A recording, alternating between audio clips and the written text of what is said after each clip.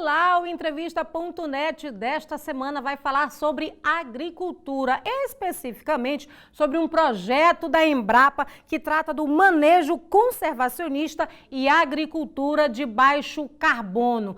Trocando em miúdos, isso aqui significa que o agricultor ele vai deixar de queimar, aproveitar melhor o solo e melhorar cada vez mais a sua produção. É isso mesmo, com atitudes super simples, como por exemplo, não queimar depois de uma produção para poder queimar tudo e preparar o solo para o próximo plantio. Não precisa mais fazer isso, segundo esse plano, esse projeto aqui da Embrapa. E para tratar sobre esse assunto e esclarecer tudinho para você que está em casa, a gente vai conversar com o engenheiro agrônomo aqui, o Falberni Costa. O Falberni, que está bem por dentro aí desse assunto do manejo conservacionista e vai explicar para a gente o que é o manejo conservacionista e quais são as vantagens para o produtor rural que aplicar esse sistema no seu solo.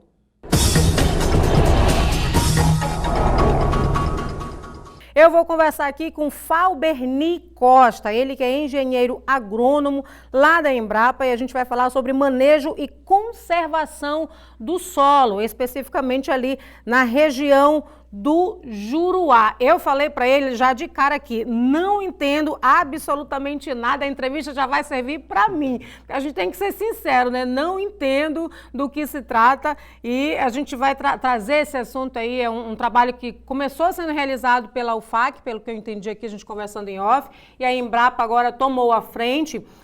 E como a gente estava falando agora, olha, a Embrapa vem estudando agricultura conservacionista com um foco na qualidade do solo para viabilizar uma agricultura de baixo carbono no município do Juruá. Duas questões, a agricultura conservacionista e a agricultura de baixo carbono nos municípios. O que é essa pesquisa? O que ela traz? O que tem de novidade? Como é que acontece? A agricultura conservacionista é um conjunto de técnicas que podem modificar a produção alimentar aqui na região, aqui no Acre, em qualquer parte do mundo, que tem três princípios básicos, que é a adoção de plantio direto ou o mínimo revolvimento do solo, o plantio contínuo de espécies gramíneas ou leguminosas para a cobertura do solo, e rotação de culturas,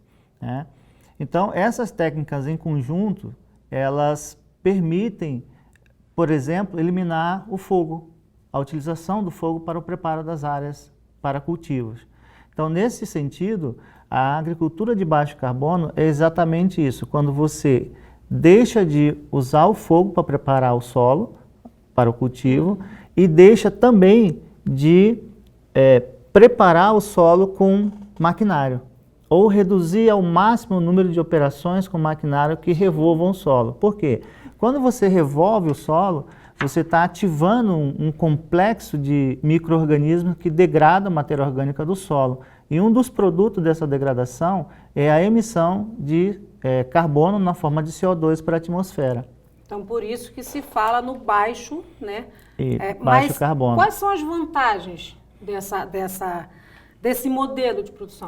Bom, as principais vantagens são, primeiro, você reduz o custo porque você diminui o número de operações com tratores, com máquinas agrícolas, então você tem uma redução imediata nos custos de produção no que diz respeito ao uso de maquinário.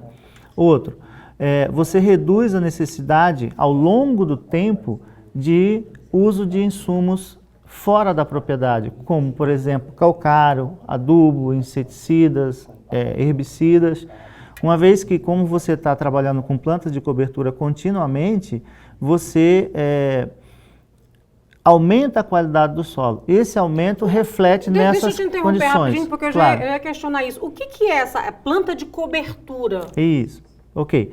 Planta de cobertura são espécies vegetais que nós utilizamos entre o cultivo de um milho, por exemplo, e um cultivo de mandioca. Vamos ser bem pragmáticos, né? Então, você tem uma safra de mandioca e uma de milho. No intervalo entre uma cultura dessa e outra, você faz o cultivo dessas plantas de cobertura do solo. Por isso que é planta de cobertura do Entendi. solo. Para evitar o quê? Que a chuva cause perda de qualidade por erosão nesse solo. Se o solo estiver descoberto, em nossa região chove bastante, o impacto da chuva já reduz a qualidade desse solo por dois motivos: carreamento de superfície e lixiviação de nutrientes no seu perfil. Então, quando você está com o solo protegido, você já elimina essas duas ou reduz essas duas condições. E uma terceira, que é mais importante, você está adicionando matéria orgânica ao solo, né? O que é a matéria orgânica? São produtos da decomposição desses resíduos, dessas plantas, que vão permitir o aumento da fertilidade do solo, devolvendo ao solo nutrientes e aumentando o número de cargas para reter esses nutrientes. Ou seja, vamos trocar em miúdos aqui para ver se eu estou entendendo. Enquanto a gente vai falando aqui, o Jali vai exibindo ali alguns vídeos. Esse vídeo aí, inclusive, é na parte do maquinário, aquele que vai mexendo, movimentando o solo. Mas pelo que eu entendi aqui, me corrija se eu estiver errada, essa parte do manejo conservacionista, o senhor falou em fogo. Então, por exemplo, as pessoas têm uma plantação de... Vou para cana. Não, a cana ela automaticamente ela tem que ser queimada, né? Não, nós temos tecnologia. Tem tecnologia para não queimar? Não precisa a macaxeira, a mandioca, por exemplo, tirou, as pessoas vão lá, corta, tira, aí ateia fogo em toda aquela área ali, para depois movimentar novamente o solo e aí fazer um novo plantio. É isso que esse projeto tende a evitar? Isso, exatamente. Há uma substituição, então, dessa queima, pode ser pré-mandioca ou pós-mandioca, quando o solo é novamente dominado, né, revegetado por espécies que não têm interesse para a agricultura nem para o produtor. Então, nesse período, em vez de você queimar esses resíduos, você planta algumas espécies, ou gramíneas ou leguminosas, para adicionar qualidade do ponto de vista da cobertura e do ponto de vista da fertilidade. Ou seja, essas leguminosas ou gramíneas, como você falou, que vão ser plantadas depois de uma colheita, ela vai manter a qualidade coberto do solo, vai manter esse solo coberto, protegendo daquela quantidade de chuvas que tiraria os nutrientes daquele solo, é isso? Isso. E aí depois retira-se essa planta de cobertura e faz, sem precisar nem fazer essa movimentação de solo, como você falou? Não, não precisa movimentar o solo mais. O que acontece? Entre o cultivo da mandioca e o milho, como exemplo que eu estava dando, então você plantou, por exemplo, sorgo, ou mucuna, ou feijão guandu. Esse material, ao final do ciclo deles, ele é cortado e deixado sobre o solo para formar uma cobertura morta, como a gente diz tecnicamente, né? Então, essa cobertura morta... Um adubo natural. Isso. Na próxima estação, o plantio do milho vai ser sobre esse colchão de material orgânico. E o que o produtor ele precisa saber ou ele precisa fazer, né, para essa agricultura conservacionista, para ele fazer esse manuseio? Como é que é passado isso para o agricultor? Tá, então... Nessa direção, nós temos um trabalho, a Embrapa tem um trabalho que foi iniciado em 2006, lá no município de Mâncio Lima. Esse trabalho foi iniciado numa parceria da Universidade Federal do Acre, o SEBRAE, a Embrapa e as prefeituras municipais, exatamente para servir como um modelo de informação ao produtor do que ele precisa implementar na propriedade para mudar do sistema usual, ou seja, esse que tem derruba, corte, queima, e passar para uma agricultura conservacionista.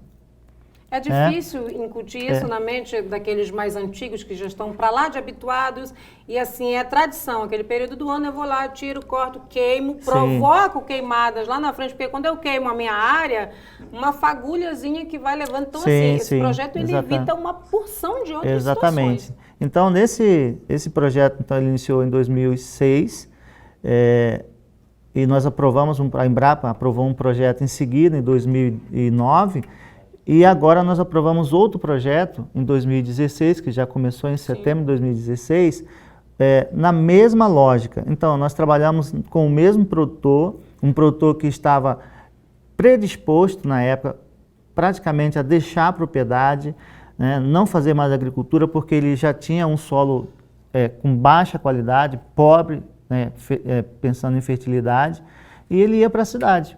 Quando nós fizemos, o grupo fez a proposta para ele, foi exatamente nessa direção, de que ele, junto conosco, construísse o conhecimento, né?